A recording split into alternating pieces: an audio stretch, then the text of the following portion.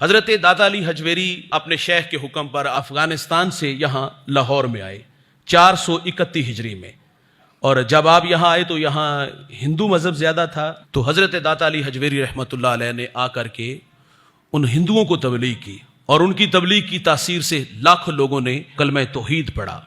وہ واصف علی واصف نے کہا تھا کہ ہم ایک مسلمان کو صحیح طرح سے مسلمان نہ کر سکے، ظاہر ہے وہ طاقت، وہ روشنیاں جو ان لوگوں کے پاس تھی وہ ہمارے پاس نہیں۔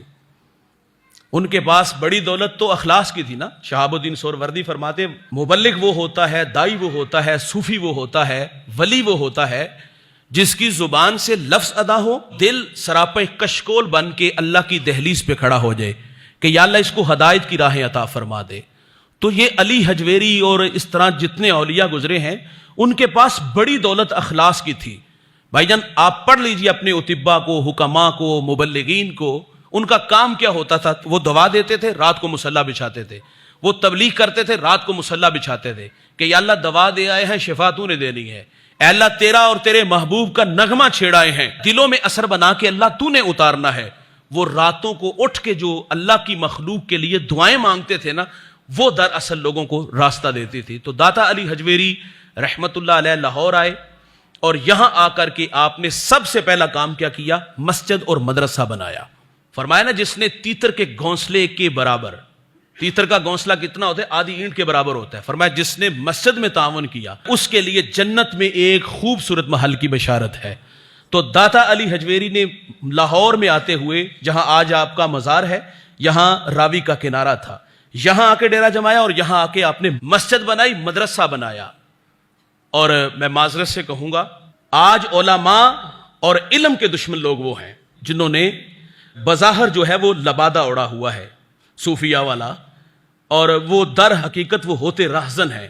آج مسجد مدرسہ نہیں بنتا، بلکہ اپنی بڑی بڑی جو ہے نا وہ محل بنتے ہیں، اپنے بڑے بڑے گھر بنتے ہیں، بڑی بڑی گاڑیاں لی جاتی ہیں، لیکن جو کام کرنے والے تھے وہ نہیں کیے۔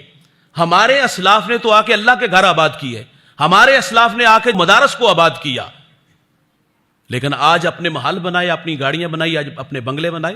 نذرانہ کہتے کسے ہیں بھائی؟ ہم نے تو اپنے بڑوں سے سیکھا۔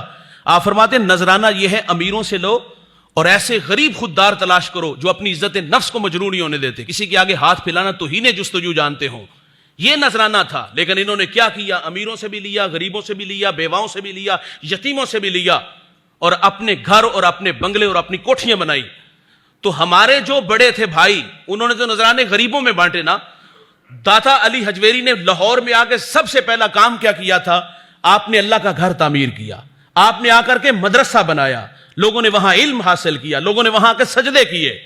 لیکن آج نام نہاد لوگوں نے جو اس نام کا لبادہ اڑے ہوئے ہیں، انہوں نے صرف اپنی ذات کے لیے گھر بنگلے بنا لیے۔ تو پھر ایسے لوگوں کے پاس جانے سے ہمیں ملے گا کچھ نہیں، بلکہ ہماری آخرت ہی برباد ہوگی۔